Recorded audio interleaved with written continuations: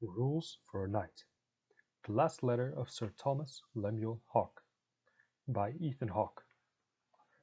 Editor's note: this letter was discovered in the early 1970s in the basement of our family farm near Waynesville, Ohio, following my great-grandmother's funeral. How it came to be there and its authenticity have been sources of much inconclusive debate.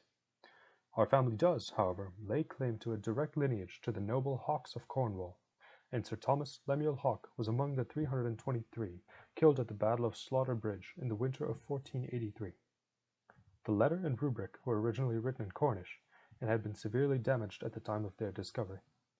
They were pieced together, adapted, and reconstructed by me, Ethan Hawke, from a literal translation provided by Dr. Linda Shaw of Missouri University at St. Louis. I tried to create a tone that was true to the integrity of the time, while making the letter accessible to my children. Please forgive any obvious errors. I assure you the mistakes are mine and not Sir Thomas's or Dr. Shaw's. When struggling to convey Sir Thomas's thinking, I have used expressions and turns of phrase found in the writings of other knights, named on page 171, to articulate what I could not. The illustrations were found with the text, reconstructed and arranged here by my wife, Ryan Hawke. The Hawkes were originally hawkers and worked with hawks, falcons, and other birds. We are a family with a long history of ornithology. Ethan Hawke.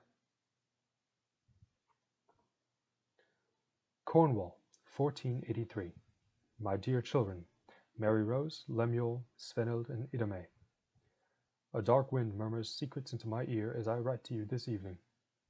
Perhaps this whisper is only the deceitful voice of fear, but I must admit, I'm afraid I will never see you again. This war with the Thane of Cawdor has raised in pitch, and so too has my belief that I will not live to enjoy the peace that follows. After my narrow escape at the Battle of St. Fagan's Fields, I began to feel compelled to pass on to you grandfather's list of rules. His rubric will help you instruct you, should I be unable to do so in person. It's important that you, Mary Rose, Sven, and Ida, realize these rules had been written for me, a young man on his journey towards knighthood, but they apply just as surely to an aspiring lady. If I return safely home from tomorrow's battle, all the better. But should I not, then turn to these pages whenever you might look for my voice and guidance. I do not want you children to use my untimely death, or any setback that life may deliver, as an excuse not to take responsibility for yourselves. Ida, on this day, the 21st of July, you are only 4 years old, and if my fears prove justified, you will not remember any aspect of me. For this I am most sad, but none of you children yet know me as anything but a tall person who scolds or encourages you, or as a voice talking to your mother as you fall asleep. I have worked too hard in the last 10 years and traveled too much, and now it seems I may miss your childhoods entirely. This comes as a blow. I have been looking forward to your growing up and hoped that we could, over time, know one another in a more meaningful way. Tonight, I will share with you some of the more valuable stories, events, and moments of my life, so that somewhere deep in the recesses of your imagination, these lessons might continue on, and my experiences will live to serve as a purpose for you. When I was a young man, I didn't know how to live. Evenings I would carouse with my friends, fighting, drinking, and wreaking havoc all through the night hours. My mother died when she gave birth to me, and all during my teenage years I had leaned on that tragedy as an excuse for my own destructive behavior. Sometimes, in a moment of reflection, I would seek solace in the chapel, my heart swollen with remorse over the suffering I had caused myself and others. My soul felt wild, and I could not discern for what reason I had been born. This lack of purpose weighed so heavily on me that at times I felt despondent, as if I were made of lead and sinking to the bottom of the ocean. Other times, my idle nature made me feel so light and insignificant, I worried I might float away. Finally, this crisis inside me rose to a deafening drum. I decided to seek out the wisest man I could find and ask him to tell me how to live. My mother's father, your great-grandfather, lived up on a wooded hill at the farthest reaches of our homeland, past Lanhad Rock, up near Pellant Barrow. Your great-grandfather had been one of the 4 surviving arrow retrievers for King Henry V's longbowmen at the Battle of Agincourt at the age of 11. He was later knighted by King Henry himself. Widely admired throughout Cornwall, Grandfather was a powerfully built man with a wide gap between his front teeth.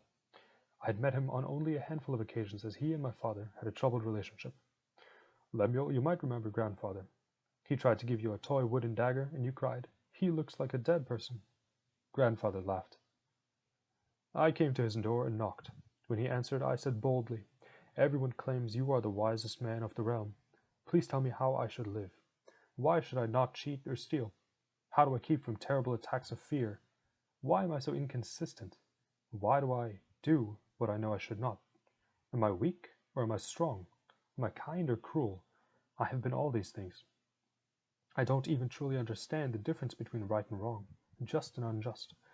And what does any of it matter, since in no time at all, everybody I know will be rotting in the ground feeding worms?" The old man said, "Would you like some tea?" "Yes," I had responded, unsure if he had heard what I said. "Then sit down for a moment." Anxiously, I did as I was instructed. My grandfather set down 2 blue cups and poured some tea into the first. But he did not stop when the cup was full. He kept pouring and pouring until the hot tea spilled all over the table and splattered onto the floor. "What are you doing?" I shouted, jumping up, hot tea scalding my legs. "You are like that cup spilling over," said my grandfather. "You cannot retain anything. There's too much going on and you are splashing everywhere, burning what you touch." I stared at him. "Look at this cup," he said, pointing to the other small blue ceramic cup still sitting on the white tablecloth. "It is not over-anxious to be filled. It sits patient, unmoving, and empty." Carefully, he poured a small amount of tea into that cup.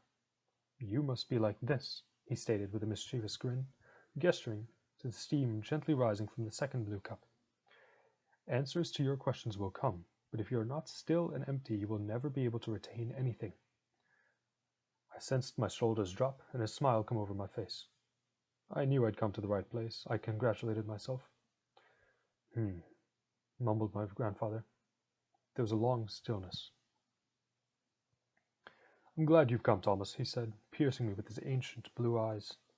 I've been hoping you'd show your face at my door for a long time, and I will happily accept you as my squire if that's what you want. But the first thing you must understand is that you need not have gone anywhere.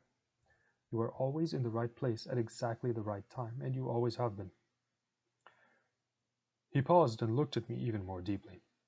"Do you know why King Arthur's knights could not see the mountain peak of Scafell?" I shook my head no. "Because," he smiled gently, "that's where they were standing." I was 17 when grandfather took me on as his apprentice. That was old for a squire. I had much to learn about chivalry. The first thing I was given was a small, handwritten list entitled Rules for a Knight. End of prologue.